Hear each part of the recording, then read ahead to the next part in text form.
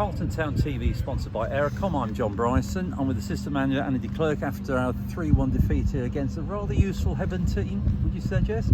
Yeah. Would you say, rather? Well, the table don't lie at this point in the season, does it? You know, they'll be fighting for the title, I'm sure. We saw them earlier in the season. We thought there was a good side then, and they're a good side again tonight. I thought it was a very even game, but yeah, they took their chances well, and yeah.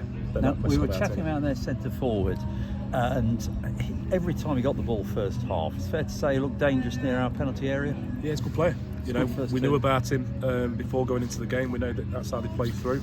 Yeah, he's a good player. Like I say, you know, you look at this point of the season, you look at the goals that he's got. You know, tonight getting a couple of goals, that's not a one-off. He's done that whole season. So yeah, he's a big threat for him. Good player. Now Nat Watson equalised for us about 55 minutes. I think it's fair to say at that point Hebburn were a bit rocking, and if we'd have pushed on, or if we were allowed to be pushed on them by them, we could well have won it. But they got a quick goal back to give it 2-1. They scored at good times, and we conceded at bad times tonight. You know, 5 minutes in, they're 1-0 up. We get an equaliser. 5 minutes later, they're back in front.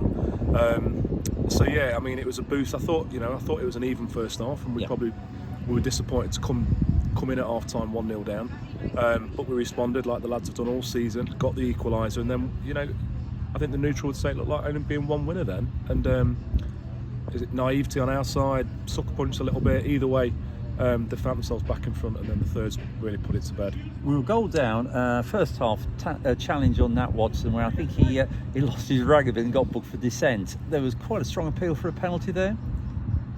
Yeah, I think there was probably 2 or 3 in the first half. I don't know about Nat's booking for dissent. He certainly wasn't the most vocal player on the pitch tonight, and that's for sure.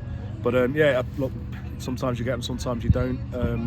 Sarge's ankle would tell you he's definitely caught, because he's cut to bits in there, bless him. So, like I say, sometimes you get them, John, and other times you don't. Mentioning Nat, he's back with us for a few games. Is he making much of a difference up front?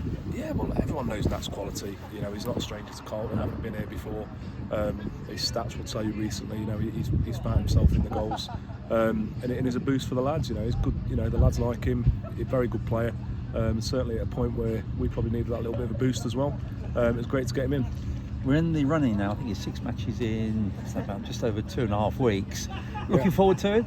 Of course, yeah. Well, if we said at the start of the season, with half a dozen or so games to go, we'd be right in the mix with an opportunity, we'd have took that at the start of the season. And that's exactly where we find ourselves. So, you know, it's disappointing tonight.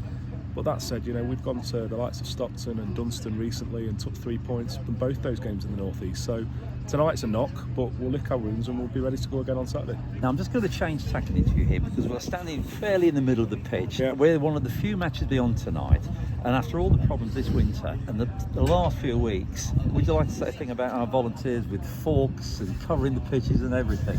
Yeah, look, they've been a credit, haven't they? I think that's the beauty of Carlton Town, that it's very much a family club.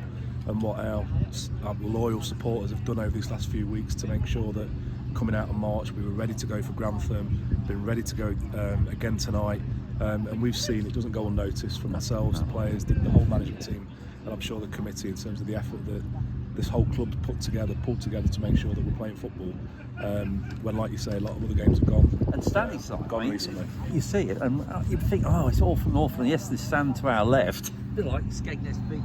But in here, it's incredible.